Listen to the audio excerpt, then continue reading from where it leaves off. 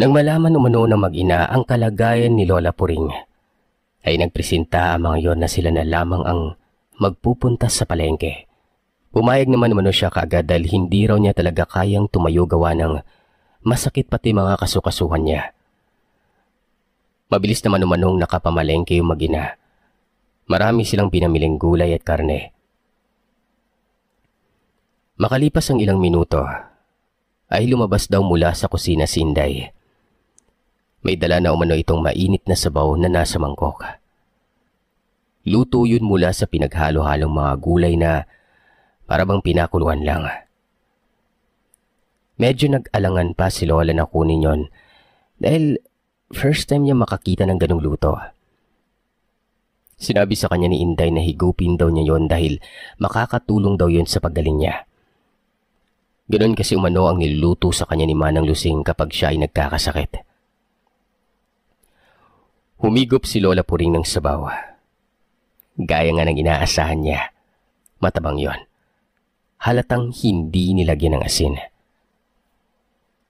Gayunpaman, naubos umano ni Lola yung sabaw dahil sadyang mahilig daw siya sa gulay.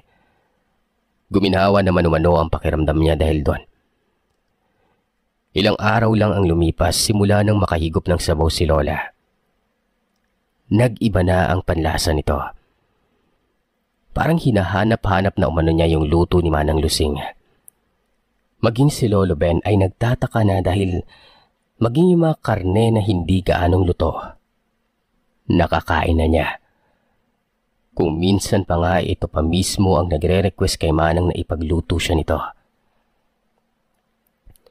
Maselan umano pagdating sa pagkain si Lola. Kaya nakapagtataka raw talaga yung mga kinikilos nito noon. Isang bagay pang napansin ni Lolo. Unti-unti umanong lumaki yung tiyan ni Lola. Sa bawat araw na lumilipas ay palaki na ng palaki ang tiyan nito. Daig pa umano nito ang 5 buwang buntis noon. Akala nga raw noon ni Lolo ay buntis na naman ito. Nagsusuka raw kasi ito kapag nakakatikim siya ng ulam na bili lamang sa karinderya. Tanging ang gusto lamang umano nitong kainin ay yung luto ni na Inday Pising at Manang Puring. Pinilit umano niya si Lola na magpatingin sa doktor para malaman kung buntis nga ito. Panay na raw kasi ang pagsusuka nun ni Lola.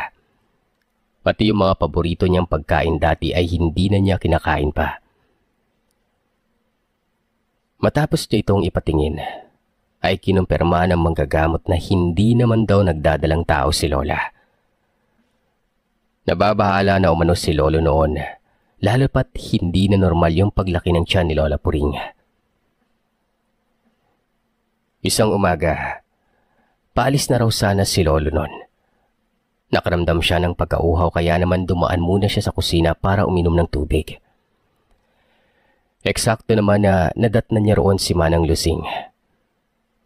Kitang-kita umano niya na may inilagay ito sa sabaw na ihahain niya para kay Lola.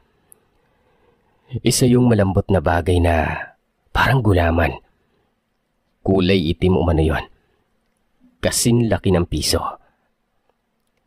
Sobrang nandiri si Lolo dahil galing yun mismo sa bibig ni Manang Pising. Iba na ang kutob ni Lolo Ben noon. Alam na niya na may hindi tama sa mag-inang kasambahay.